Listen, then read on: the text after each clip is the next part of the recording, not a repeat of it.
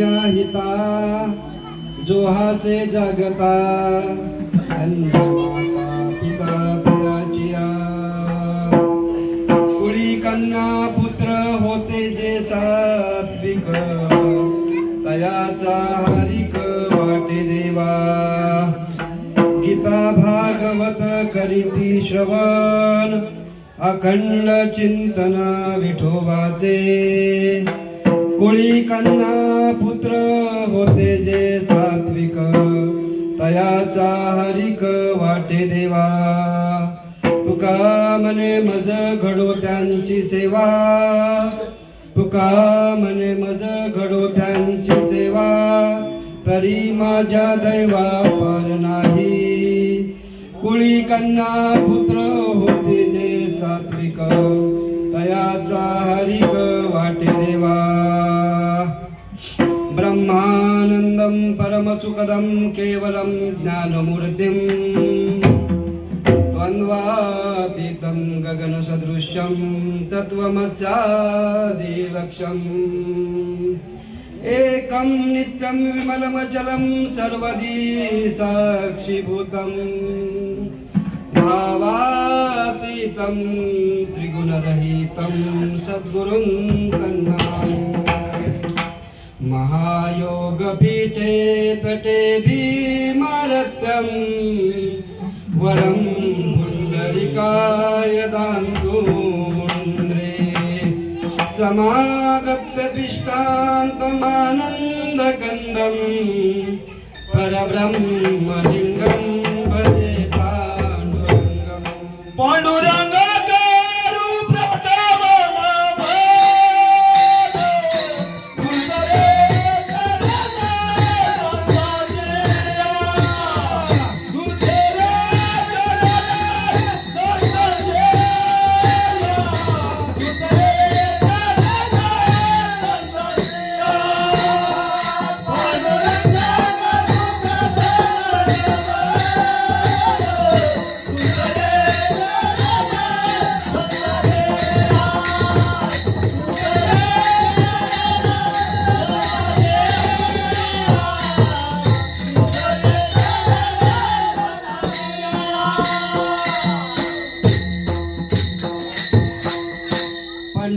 करू प्रथम नमन दुसरे चरण संतांच्या त्यांच्या कपादाने कथेचा विस्तार बाबाजी सद्गुरु दास जयांचे केलिया स्मरण होय सकळ विद्येचे अधिकरण तेची बंधू श्री चरण श्री गुरूंचे नमस्कार आता काय माझी वाणी मानेल संतांची रंजवू चित्तासी आपुलिया माझी वाणी तुझे वर्णी गुण नाम ऐसे प्रेम देई काही कळा मस्तक माझे पायावरी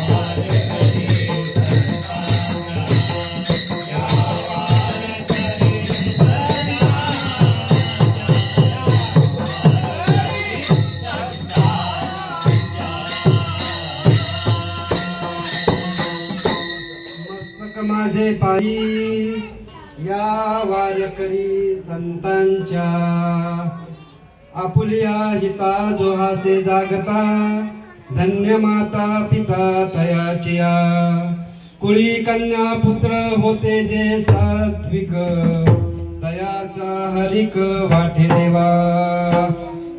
माऊली महावैष्णव श्री तुकोबाराय आपल्या अलौकिक आणि असामान्य अशा अभंगामधून जीवाला आपल्या हिताविषयी जाग करत आहेत. हो, या अभंगामधून जीवाला आपल्या हिताविषयी जाग करत आहेत. परंतु हित खोट काय आहे हे आपल्याला समजून घेतलं पाहिजे.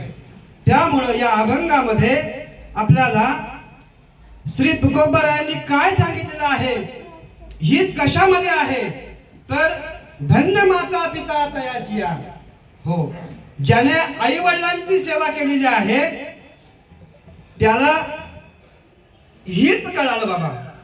ज्याने गीता भागवत करीती श्रवण हे समजलेलं आहे त्याने बाबा आपला हित केलेलं आहे.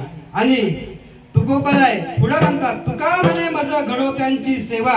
आणि अशा ज्याने गीता भागवत श्रवण केलेलं आहे, आई वडिलांची सेवा केलेली आहे, भगवंताचं नामस्मरण केलेलं आहे, त्यांची मला सेवा घडू दे. आणि ती सेवा घडल्यानंतर माझ्या जीवनामध्ये मी भगवंताला प्राप्त झाल्याशिवाय राहणार नाही. कारण भगवंताची प्राप्ती आपल्याला याच देहात करून घ्यायची आहे.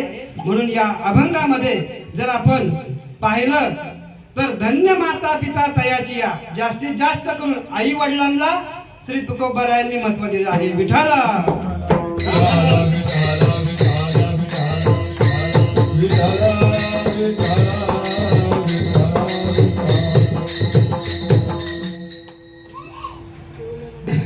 अभंगाला सुरुवात करण्यापूर्वी आजचा हा खूप मंगल प्रसंग आहे. आपल्या सर्वांच्याच जीवनामध्ये एक मंगल प्रसंग आहे असं म्हणायला काही वावगं नाही. कारण आपण आज आपल्या महाड कोल्हापूर वारकरी संप्रदायाच्या 1 वर्ष पूर्तीकडे आपली वाटचाल आहे. आणि या वाटचालीसाठी प्रत्येकाचं असं योगदान आहे, बहुमोलाचं योगदान आहे. परंतु विशेषत्वानं जर म्हटलं तर आपल्याला ही जागा जी काही उपलब्ध आहे ती म्हणजे आपले ज्येष्ठ मार्गदर्शक हरिभक्त पारायण नामदेव बाबा नळवडे यांच्या 61वी निमित्ताने हा संपूर्ण आपण या ठिकाणी सेवाभाव म्हणून आपण या ठिकाणी आपण जमलेलो आहोत. आणि म्हणून हा मंगल प्रसंग आहे असं म्हणायला वावगं ठरणार नाही बाबा. हो, कारण जीवनामध्ये काही असे प्रसंग असतात की ते झालेच पाहिजे. कारण जिवंतपणे जर का आपल्या समोर, आपल्या डोळ्यासमोर जर का अशा काही चांगल्या घटना घडल्या तर प्रत्येक जीवाला आनंद होत असतो बाबा. कारण आपल्याला जर का आनंद मिळवायचा असेल तर भगवत चिंतनामध्ये. आणि म्हणूनच आजच्या या मंगल प्रसंगामध्ये आपल्याला विशेषत्वानं महाराजांची 61वी आहे. आणि खरोखर हा आपल्यासाठी एक चांगला सुवर्ण काळ आहे. आणि त्यांच्या विशेष असा आपण वारकरी संप्रदायाच्या माध्यमातून त्यांचे आभार मानले पाहिजेत. कारण आपण हा जो काही 1 वर्षाच्या वाटचालीकडे आपला यशस्वी प्रवास आहे तो हा आपल्याला त्यांनी जागा उपलब्ध करून दिलेली आहे. त्यामुळं हा आपला एक उत्तम प्रकारे असा वारकरी संप्रदायाचा कार्य चालू आहे. आणि म्हणून त्यांचं आपल्या महाड कोल्हापूर वारकरी संप्रदायाच्या वतीने पहिल्यांदा त्यांना आपल्या सर्वांच्याकडून शुभेच्छा देतो. आणि त्यांच्या आयुष्यामध्ये सुख, समाधान, ऐश्वर्य आणि निरोगी आयुष्य प्राप्त हो. अकल्प आयुष्य व्हावे तया कुळा माझ्या सकळा हरीच्या.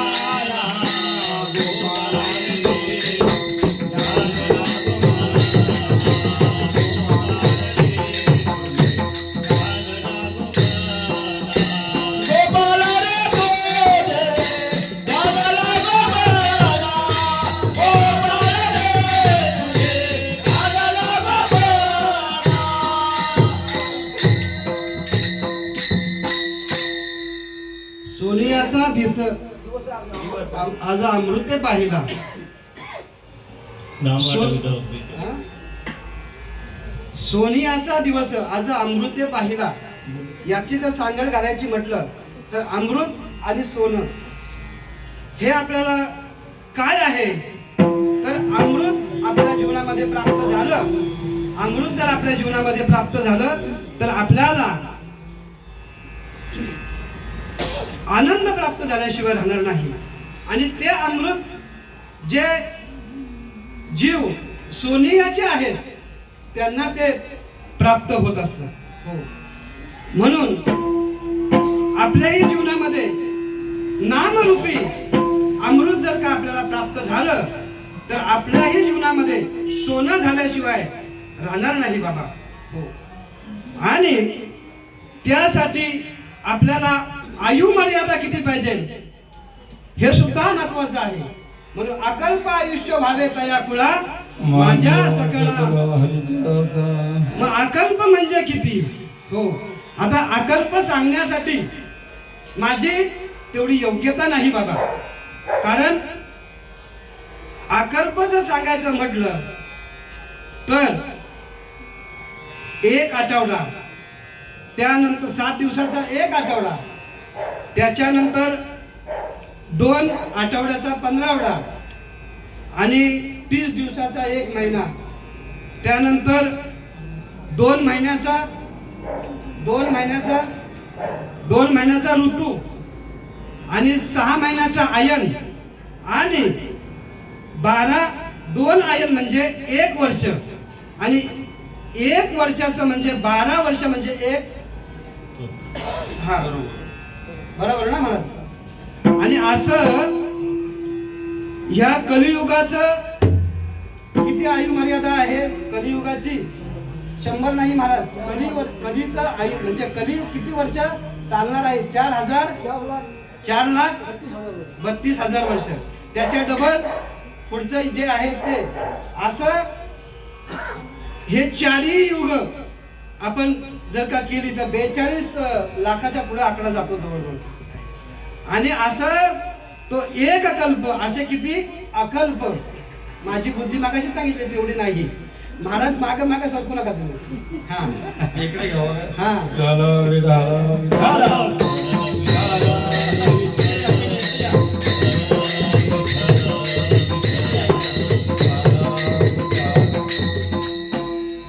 मग असं अकल्प आयुष्य नामदेव महाराज काय म्हणतात की अकल्प आयुष्य व्हावे तया कुळा, म्हणजे कुळाला म्हणतात, जीवाला नाही.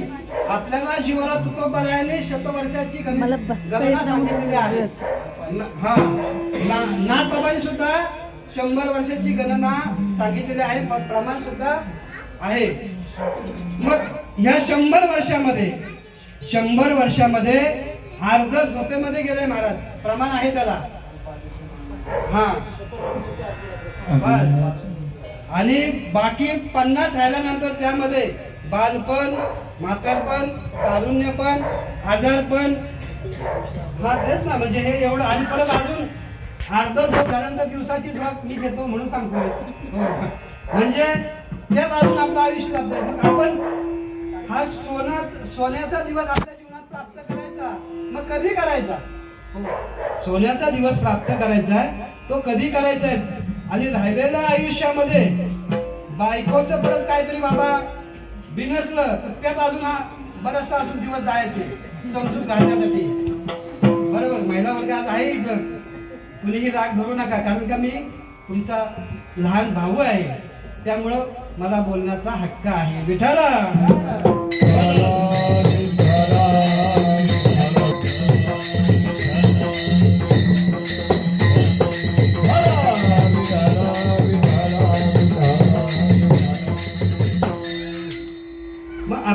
आपल्याला हित प्राप्त करून घ्यायचं आहे. मग हे हित काय आणि अहित काय? हित नेमकं काय केल्यानंतर आपलं हित होणार आहे? आता 2 दिवसात म्हणजे कालच महानगरपालिकेचा निकाल लागलेला आहे. सर्वांना आपल्याला माहित आहे 15 दिवस आपण सर्व अनुभवलेलं आहे.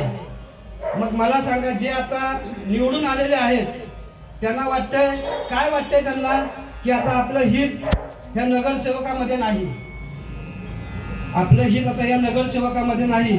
तर जेवढे काही नगरसेवक म्हणून निवडून आलेले आहेत त्यांना वाटतंय आता मला महापौरमध्ये हित आहे बाबा.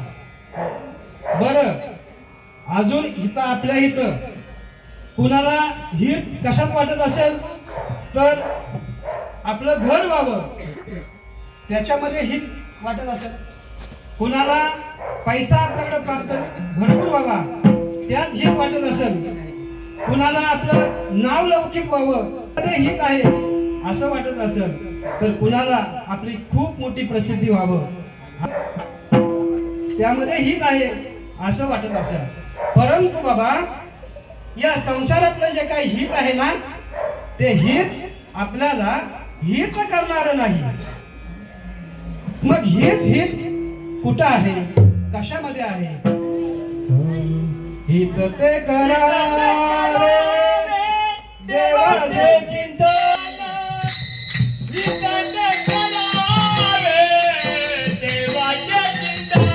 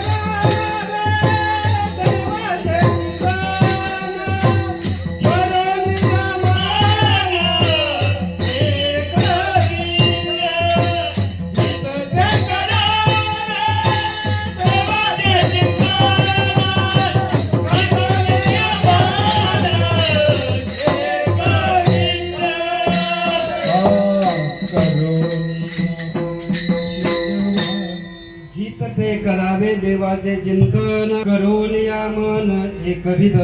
नाथ बाबा, आपल्याला हित कशात आहे सांगताय. हो, तुकोबराय सुद्धा हित कशात आहे सांगताय.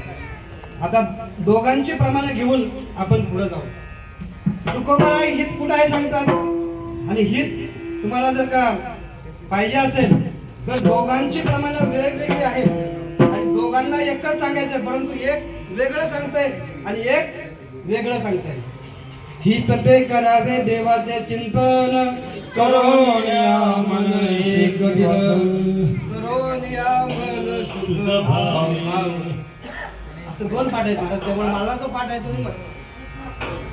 आणि हित व्हावे तरी दंभ दुरी ठेवा, चित्त शुद्ध सेवा देवाचे.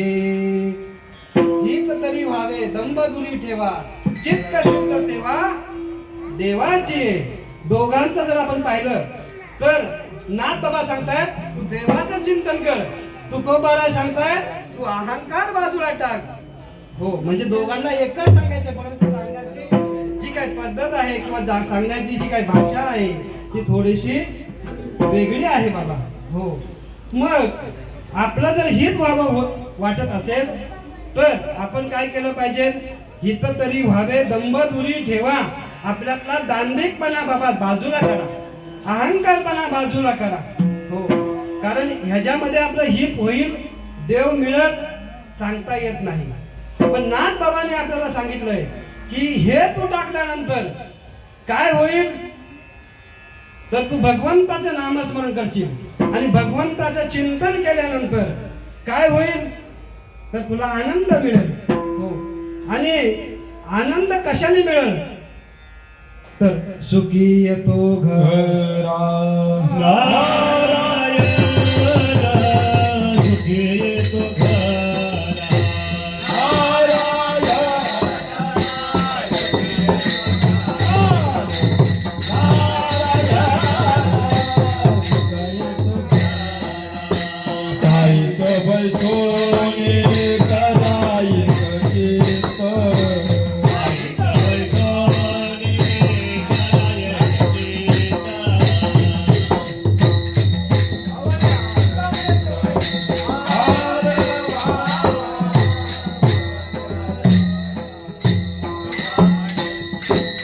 तुका म्हणे सोपे आहे सर्व होणे श्याम तो दोन्ही एकते ठाईच बैसोनी करा एक चित्त आवडी अनंत आळवावा.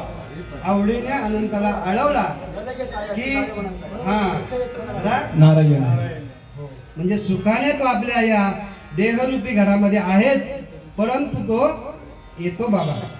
हो, आणि आपण अहंकार बाजूला केला, भगवंताचं चिंतन केलं. अहंकार बाजूला केला, भगवंताचं चिंतन केलं तर आपलं बाबा हित होणार आहे. आणि हित झाल्यानंतर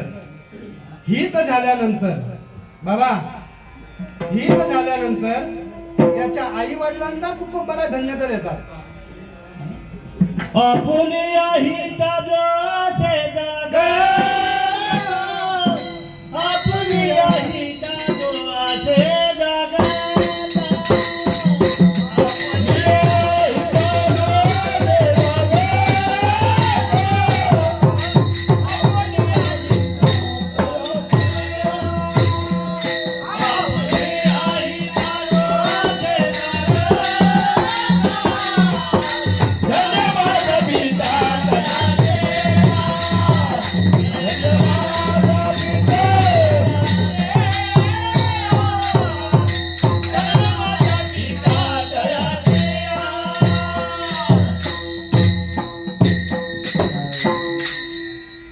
आपुलिया हिता जो हासे जागता, धन्य माता पिता तयाची. आपलं हित जो करतो किंवा साधतो त्याला तुकोबर आहे, त्या जीवाच्या आई वडिलांना धन्यता देतात. धन्य माता पिता तयाची. मग मला सांगा, जर का मी माझं हित करतोय मग आई वडिलांना धन्यता का? हो, कारण धन्यता बाबा त्यांना का द्यायची? हा, धन्यता का द्यायची?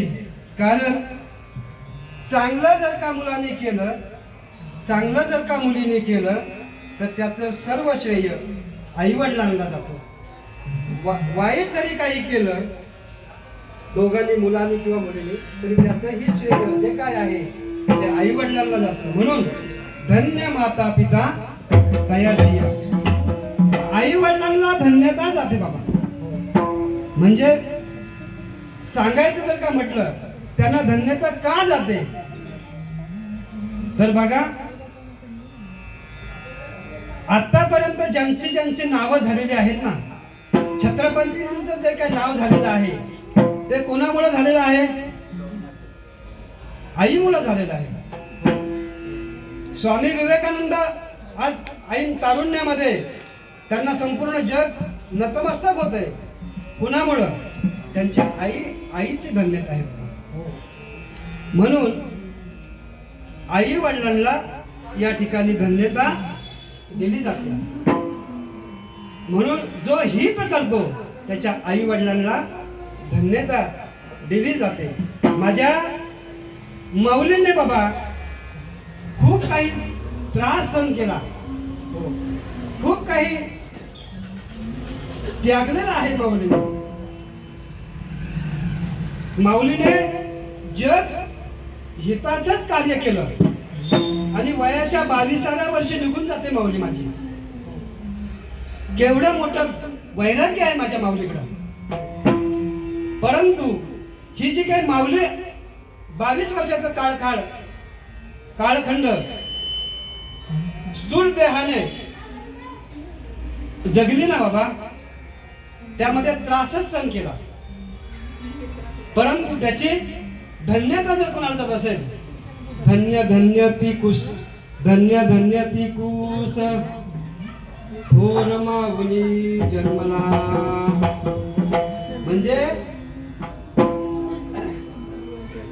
ती कुस आहे ना, त्या कुशीला माऊली, त्या माऊली जन्माला आली म्हणून ती धन्यता कुणाला जात असेल तर त्या माऊलीला जाते. आणि माऊलींचं कार्य हे अलौकिक आहे. माऊलींचं कार्य हे अलौकिक आहे. म्हणून बघा, देवाला सुद्धा माऊली ज्या वेळेला समाधी घेत होती त्यावेळेला माऊलींना देवाला सुद्धा रडू आलं. जगाचा बाप आहे तो. म्हणजे असं जीवन आपण जगलं पाहिजे, असं जीवन आपण जगलं पाहिजे. आणि ज्यांची आज 61 आहे त्यांचं थोडस जर का आपल्याला सांगायचं म्हटलं, मला सुरुवातीला सांगणं माझं काम होतं, परंतु बोलण्याच्या ओघामध्ये मी थोडं निघून गेलो. बघा, बाबांनी मला वाटतं 17/10/1985 ला सैन्य दलामध्ये भरती झाली आणि तब्बल 26 वर्ष म्हणजे 2 पट अधिक बाबांनी सेवा केली, देशाची सेवा केली. आणि देशाची सेवा केल्यानंतर 31/10/2011 ला ते सेवानिवृत्त झाले. आणि सेवानिवृत्त झाल्यानंतर ज्या वेळेला ते घरी आले आणि घरी आल्यानंतर त्यांनी 2011 लाच म्हणजे सैन्यातून आले, देशाची सेवा केली 26 वर्ष. आणि नंतर पुढचा काळ 45 वयाच्या 45व्या वर्षी त्यांनी पवित्र तुळशीची माळ भोगाव गावच्या सप्त्यामध्ये बापूबुवांच्या का बाबूबुवा बापूबुवांच्या हस्ते मोरी वारकरी संप्रदायाचे श्रीपती बाबा त्यावेळेला त्यांच्या नेतृत्वाखाली मार्गदर्शनाखाली त्यांनी ती माळ घेतलेली आहे. म्हणजे देशाची 26 वर्ष आणि जवळजवळ 17 ते 18 वर्ष पारमार्थिक जीवनामध्ये त्यांनी घालवले. म्हणजे त्यांची माता पिता त्यांचे धन्य आहे बाबा. कुळी कन्या पुत्र होती जे सात्विक, कुळी कन्या पुत्र होते सात्विक, कुळी कन्या पुत्र होती जे सात्विक, कुळी कन्या पुत्र होते सात्विक.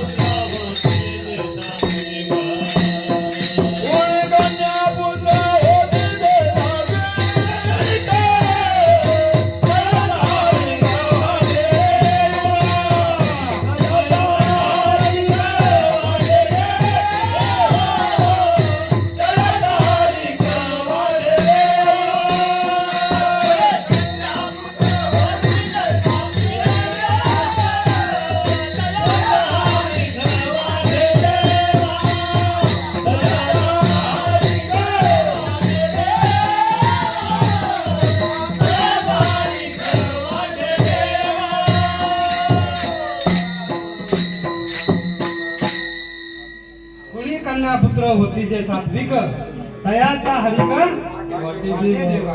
हो. तर विठाला विठाला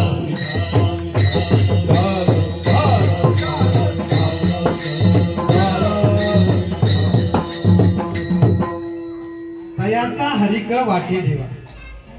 मग बाबा अशी सात्विक मुलं ज्या कुळामध्ये जन्माला येतात ना त्याचा हरिक त्याचा हर्ष देवाला होतो बाबा.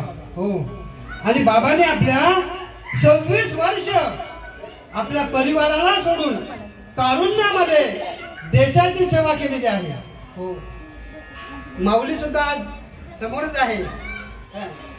म्हणजे माऊलींचा सुद्धा त्याग आहे आणि माऊलींचा जो त्याग असल्यामुळं बाबांनी 26 वर्ष सेवा केलेली आहे आणि त्या माऊलींच्या त्यागामुळे 26 वर्षाची सेवा केल्यानंतर आज देखील परमार्थामध्ये ते कार्यरत आहेत. शुद्ध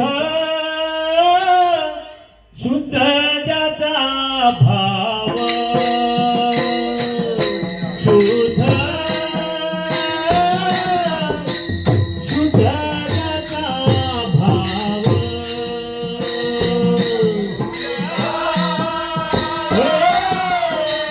शुद्ध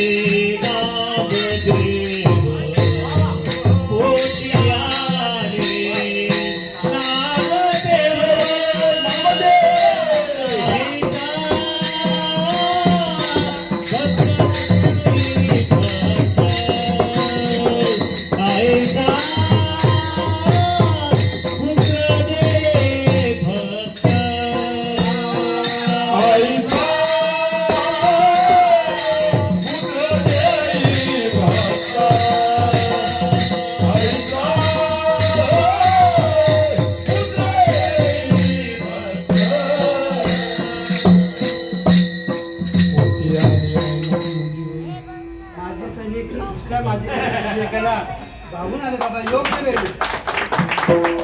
कारण कसं आहे 2 सैनिकाच्या मध्ये आता मी उभा आहे. कधी कुठून फायरिंग होईल सांगता येत. कसं आहे की त्या माऊलीने आज बाबांना परमार्थासाठी सुद्धा सहाय्य आहे. कारण परमार्थासाठी जर का पत्नी सहाय्य नसेल याची त्याचा परमार्थ कधी सफल होत नाही. कारण हे वाक्य बोलताना पूर्ण जबाबदारीने बोलतोय. कारण या ठिकाणी आपण सर्व इथं आलेलो आहोत आणि आपल्या बऱ्याच जणांच्या पत्नी पण या ठिकाणी आलेल्या आहेत. त्यामुळं आपला जो काही परमार्थ आपण रविवारचं जे भजन करतोय ते यांच्यामुळं करतोय. नाहीतर आपला सुद्धा परमार्थ काही सरळ झाला नसता. तुकोबारायांसारख्यांना कितीतरी त्रास. मग आपल्याला काहीच त्रास नाही. जा बाबा भाजला तू. असं आहे. म्हणजे बाबांचं परमार्थिक कार्य सुद्धा उत्तम आहे आणि त्या माऊलींचं त्यांना सहाय्य आहे.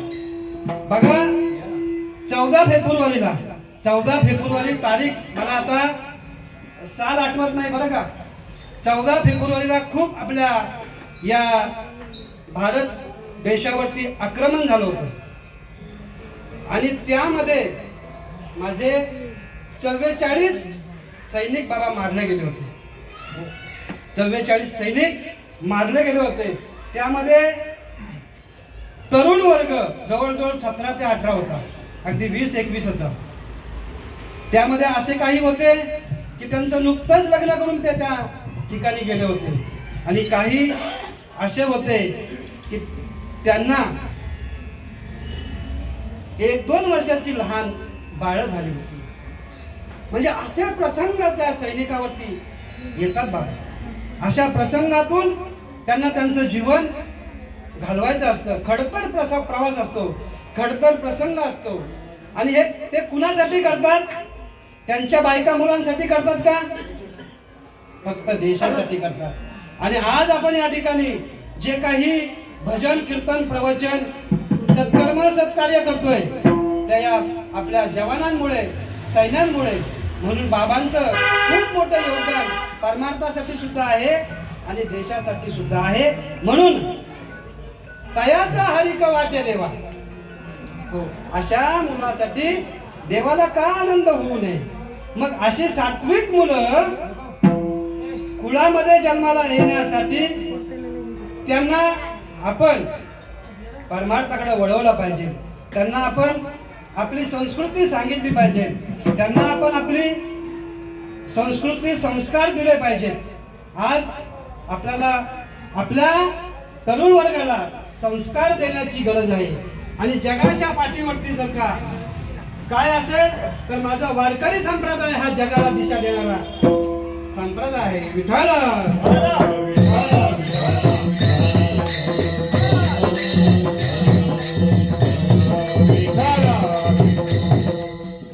मग तयाचा हरिक वाटे देवा.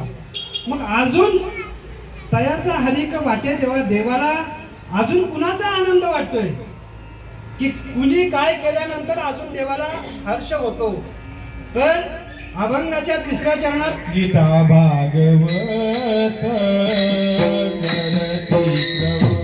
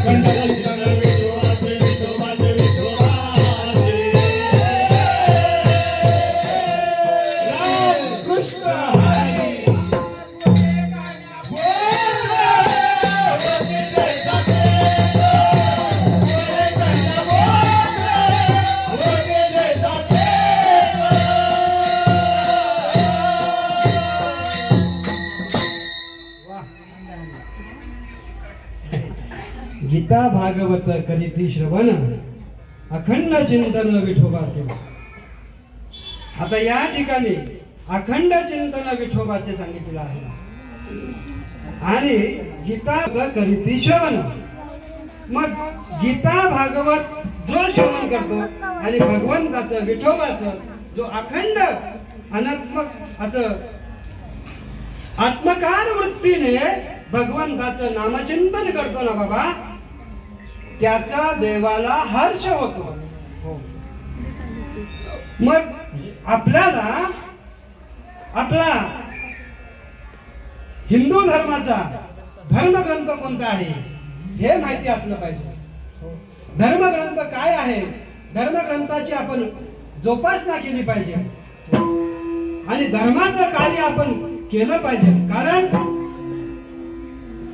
तुकोबाराय सांगतात एका ठिकाणी, काय सांगतात की छत्रपतीने शास्त्र घेऊन स्वराज्याचं रक्षण केलं आणि तुकोबारायाने शस्त्र घेऊन जगताचा उद्धार केला. म्हणून गीता भागवता करीती श्रवण, अखंड चिंतन विठोबाचे. आणि भगवंताचं आपण चिंतन केलं पाहिजे आणि ते चिंतन सतत केलं पाहिजे. त्या चिंतनामधून आपल्याला तद्रूप, त्या चिंतने चिंतने तद्रूप, आणि ते चिंतन करत असताना बाबा आपल्याला आपलं हित साधायचं आहे. मग ते हित साधायचं असेल तर जसं विहिरीमध्ये आपण गावाकडे बघा, विहिरीमध्ये आपण पाणी ज्या वेळेला काढत असतो त्यावेळेला पूर्वी काढणी होती, तर त्या काढण्याला बादली किंवा काय असं असेल तर तर ती आपल्याला खाली त्या पाण्यामध्ये बराच खाली सोडवावी लागते. बरं, ती सोडल्यानंतर पाणी त्यामध्ये येईल का? कारण जसं त्या बादलीला सुद्धा थोडं बुडवावं लागत नाही, त्या बादलीला नम्र व्हावं लागतं, वाकावं लागतं. तसं आपल्याही जीवनामध्ये भगवंताने आपल्यावरती कृपा करावी असं वाटत असेल तर त्या बादलीप्रमाणे सुद्धा आपण नम्र झालो होता त्याने अनंत कोंडीला. ठीक आहे, असू दे तू. हा चालेल. तर नम्र झालं पाहिजे आणि नम्र झाल्याशिवाय आपल्याला भगवंताची प्राप्ती नाही, पुण्य प्राप्त होणार नाही.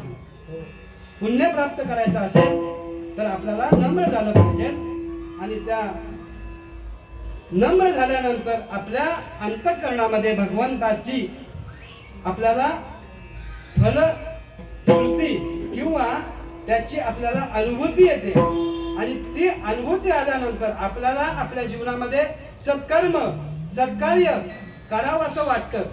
आणि जे गीता भागवत श्रवण करतात, जे आई वडिलांची सेवा करतात आणि जे भगवंताचं नामस्मरण करतात, आशांची तुकोबराय संगत मागतात, हे शेवटच्या चरणामध्ये तुका म्हणे माझ घडो त्यांचे तुका म्हणे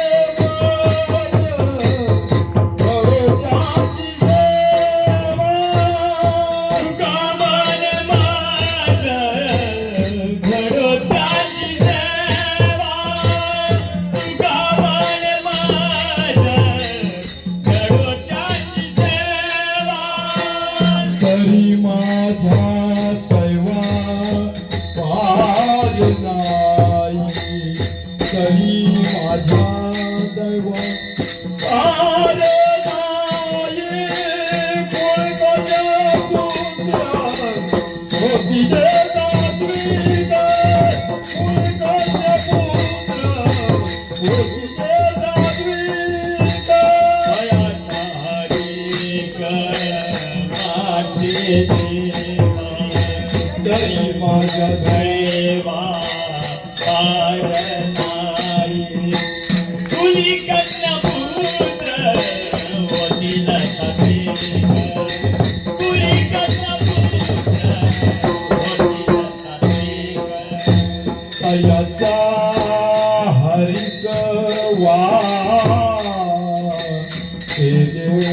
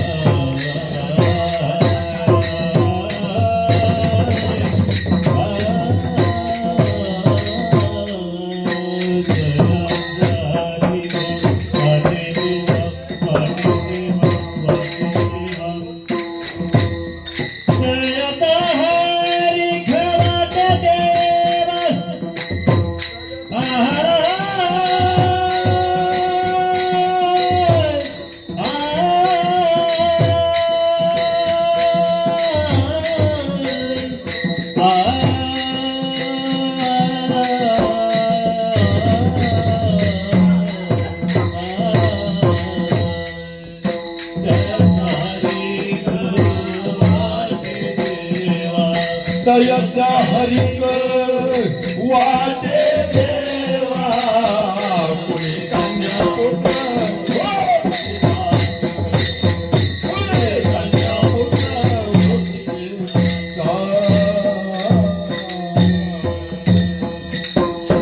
गोपाल कुमार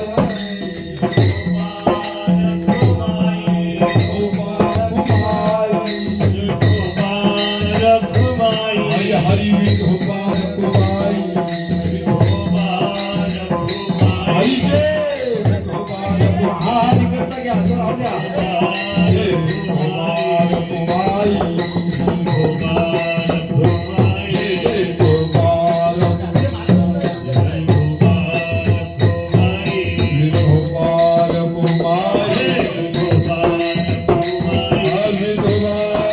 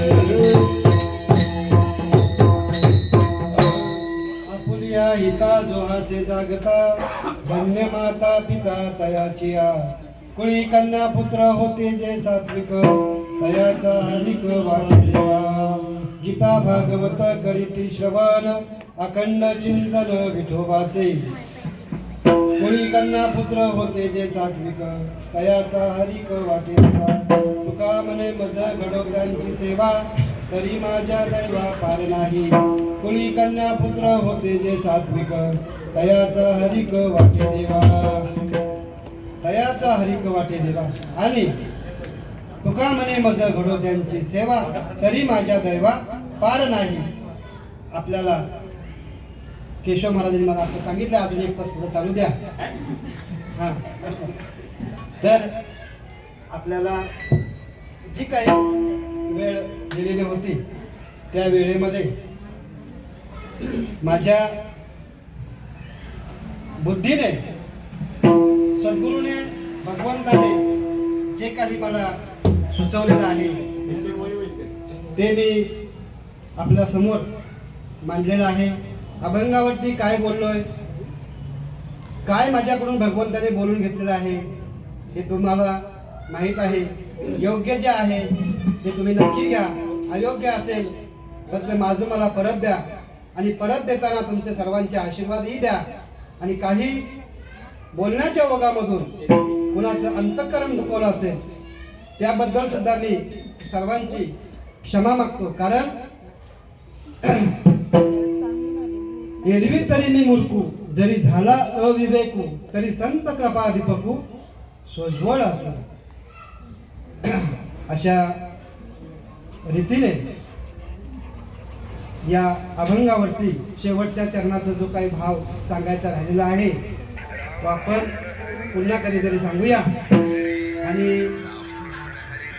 या ठिकाणी आपण थांबूया.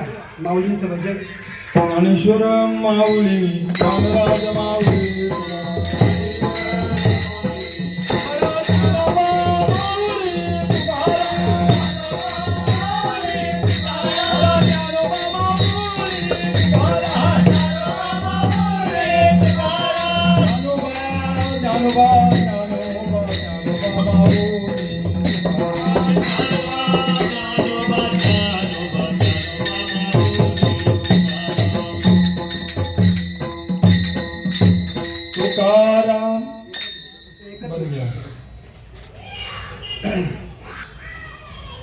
थोडंसं थांबवलं, परंतु आज जो काही आपल्याला म्हणजे नेहमीच आपल्याला जो काही नाद ब्रह्माचा जो आनंद मिळतो ते आपले सर्वांचेच लाडके आदरणीय हरिभक्त परायण प्रदीप महाराज जाधव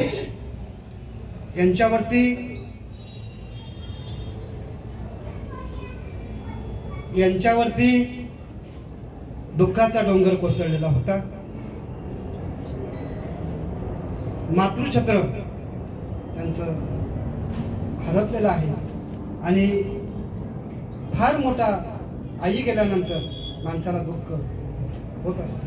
आई जरी जागेवरती असली तरी घरी गेल्यानंतर तिला पाहिल्यानंतर जो आपल्याला ताकद येते ती आज त्यांच्या आयुष्यातून निघून गेलेली आहे. आणि